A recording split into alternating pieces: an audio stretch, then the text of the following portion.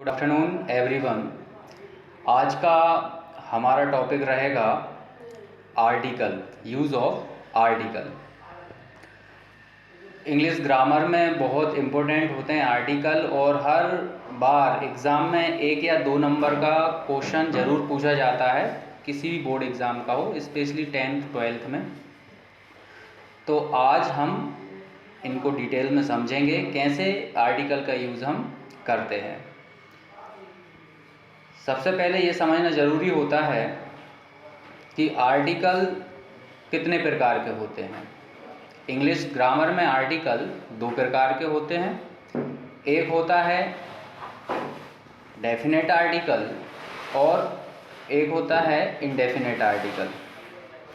तो मुख्यतः A and the इनके अंतर्गत आते हैं, जिसमें कि ए और एन दोनों ही इंडेफिनेट आर्टिकल में आते हैं, और जो द होता है वो डेफिनेट आर्टिकल में आता है।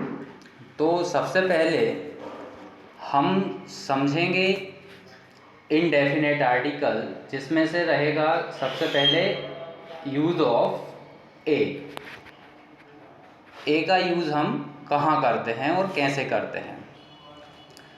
यह एक इंडेफिनेट आर्टिकल होता है जो मुख्यतः कॉन्सोनेंट साउंड अर्थात व्यंजन ध्वनि से शुरू होने वाले वर्ड के आगे प्रयोग में लाया जाता है।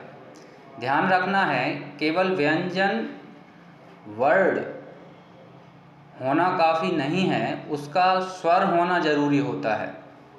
फॉर एग्ज़ाम्पल,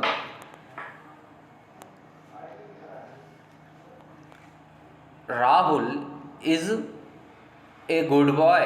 यहाँ अगर देखा जाए तो गुड जो लिखा हुआ है वहाँ पे जी जो लेटर है वो एक कॉन्सोनेंट साउंड रिप्रोड्यूस करता है, इसलिए हमने यहाँ ए आर्टिकल का यूज़ किया है। दूसरा एग्जाम्पल देखेंगे, आई हैव ए कार। यहाँ पर भी अगर देखा जाए तो जो कार वर्ड शुरू हो रहा है उसमें जो लेटर सी है वो एक कॉन्सोनेंट साउंड रिप्रोड्यूस कर रहा है, इसलिए हमने यहाँ पर भी आर्टिकल ए यूज़ किया है। नेक्स्ट हमारा आर्टिकल है एन।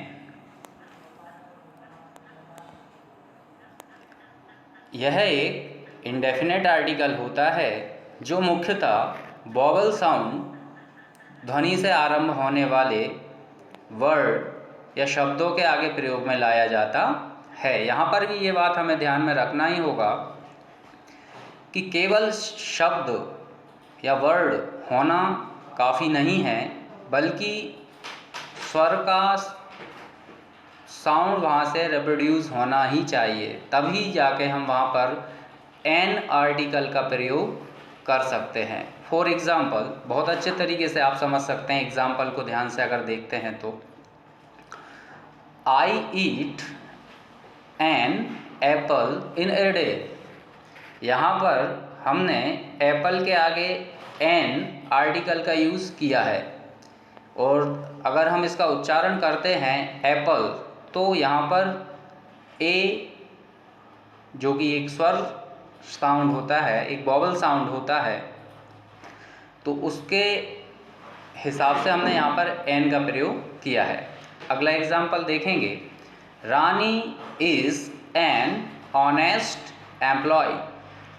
तो यहाँ पर अगर देखा जाए तो ऑनेस्ट में अगर वर्ड देखेंगे तो बिल्कुल यहाँ पर एक कॉन्सोनेंट वर्ड हमें दिखाई दे रहा है एच वर्ड, बट अगर यहाँ पर हम उसका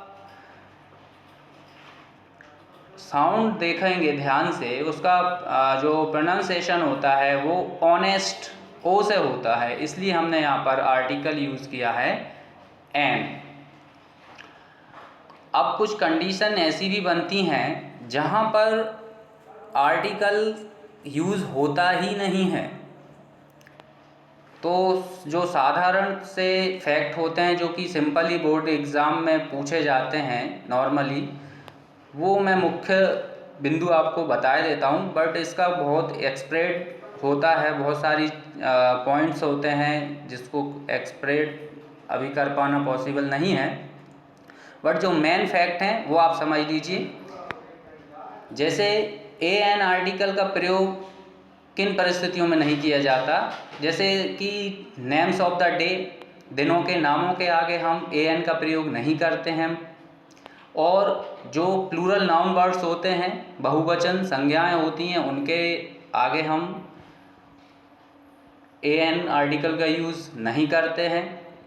इसका भी आप एग्जाम्पल देख लें। Rahul and Mohan have a cars. अब यहाँ पर अगर ए हम आर्टिकल यूज़ करते हैं तो ये रॉन्ग होगा, क्योंकि यहाँ पर जो वर्ड है कार्स एक प्लूरल नाउन है, और यहाँ पर अगर हम आर्टिकल ए फिल करते हैं तो ये हमारा रॉन्ग जाएगा, ये सेंटेंस हमारा रॉन्ग होगा। नेक्स्ट एग्जाम्पल में और आपको क्लियर हो जाएगा।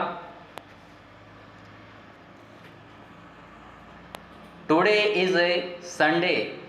संडे दिन का नाम आ गया, और दिन के नामों के आगे हम ए का यूज़ नहीं कर सकते। इसका करेक्ट सेंटेंस होगा टुडे इज़ संडे। तो ये कुछ सिंपल फैक्ट थे, इसके बहुत सारे रूल्स होते हैं जो कि आपको नेक्स्ट क्लास में, अपकमिंग क्लास में आपको क्लियर कर दिया जाएगा। और अगला जो हमारा आर्टिकल होगा वो होगा द, जिसका पूरा का क्योंकि उसका जो एक्सप्रेशन होता है वो बहुत जगह उसका यूज़ किया जाता है, उसके लिए एक सेपरेट वीडियो आपको बहुत जल्द अवेलेबल करा दिया जाएगा। क्लास को नियमित अटेंड करें और सिलेबस के अकॉर्डिंग अपनी तैयारी जारी रखें। Thank you for watching.